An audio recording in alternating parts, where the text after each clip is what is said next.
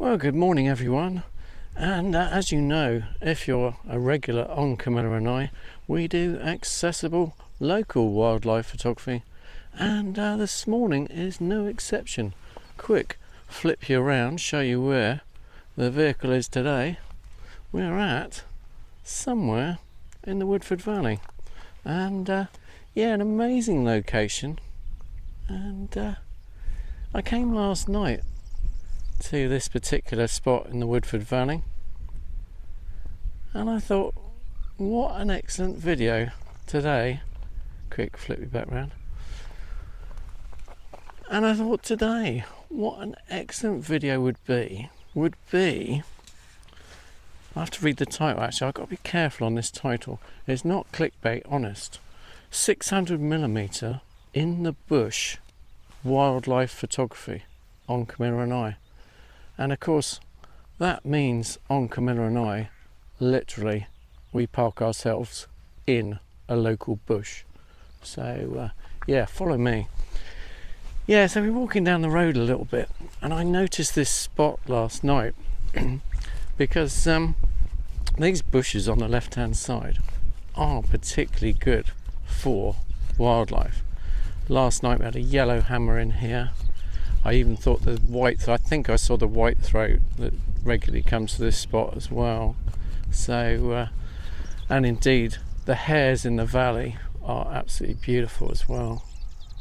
Yeah, so the reason why I had to be so careful on the title was, well, I was discussing it with my wife earlier, and as to what title to put in. And the reason I got to be so careful is because the first title she came up with was big lens in small bush, and yeah, it featured very well in search. Absolutely incredible. I got 100% SEO search optimization straight away. But anyway, yeah, this is 600mm wildlife photography in the bush, and we are literally parking ourselves in a bush. Actually, I can see the yellow hammer as I record this. Quick flip you around. Whoops. Yeah, yellow hammer is actually singing beyond in the spot where I should be. Anyway, yeah, so we'll follow around a little bit. We'll probably disturb it a little bit. But anyway, what we're going to do is literally plonk ourselves in the bush, and I'm going to imitate a bush using the bag hide in these lovely stinging nettles down here, and I'm literally going to be a few yards from these trees on the right hand side, and these are regular perch spots for the yellow hammer in particular at the moment. And indeed, if anything comes up in the valley as well, if we get a local hare, or there were a few bunnies as well, or a few rabbits last night, and indeed a couple of deer, and indeed there's a couple of deer now. I don't think you'll be able to make it out on this, but there's a couple of deer far off in the valley in the distance on the green grass. And this has been re-sowed recently with wild natural seed apparently, so it is going to be rewilded, this bit here. So anyway, the farmer's just ploughed it, and it's brilliant, absolutely perfect for yellow hammer, whitethroat. Even had a wheat ear in by the water trough the other day. Amazing. So there's plenty here. So I've just parked myself in a load of stinging nettles in between the two bushes, and already the yellow hammer has posed in the spot that I'm hoping I'm going to get it on video like I did last night. So we'll set up now, and I've got the camouflage legs. Not that we'll need them because we'll be under a bag hide, featured in last week's video. And we've got the video VH10X Sirui video head on as well, so hopefully we're catching some video. And yeah, what a spot. Anyway, I'll set up now and see what we can get. I'll put the Sony A1 with the 600mm on, I think, to start with, and I'll probably pop the 1.4 teleconverter in my pocket, if I remember, under the bag hide, so we don't have to move, and then we'll just hopefully blend in with the background, and let's see what we can get in 2 hours of local accessible wildlife photography. 600mm in the bush. Ooh.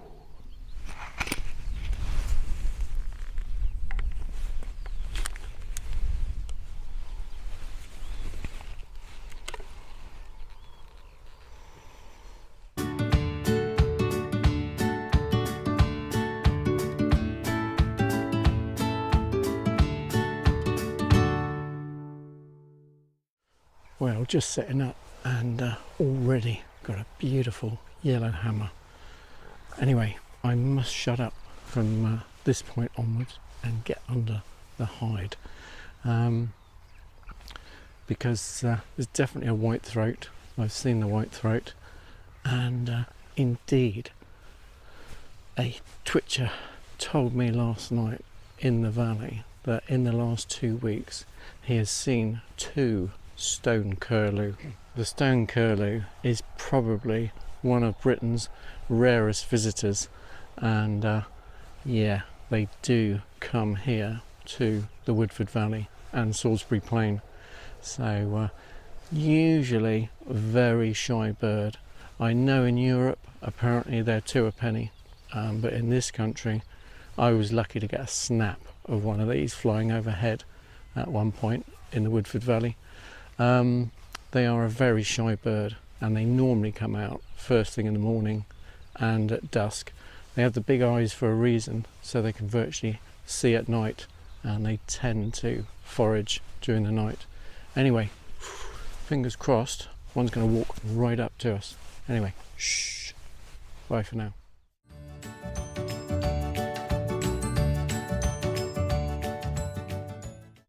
Well, I just had a little break in proceedings. Yeah, amazing encounters with the yellow hammer. Incredible, lovely action of the yellow hammer. And indeed there was a chaffinch with an absolute beakful. This time of year, obviously supplying a nest, I would suggest. Ooh, absolute beakful. Anyway, shh, let's see what else we can get. The white throat has been around as well. I've definitely seen the white throat and heard it, a very distinctive warbler, but I haven't been able to get a photograph of it yet. So keep our fingers crossed, keep watching, see if we can get the white throat as well. In the distance we have a herd of roe deer, so normally they're more active, but they're sitting this one out on Camilla and I today. Has it been worth spending 2 hours with the 600mm in a small bush? Anyway, I'll let you be the judge. I'll play out with the best from this 2-hour session in the Woodford Valley near Salisbury. Have a good one. Bye from Camilla and I.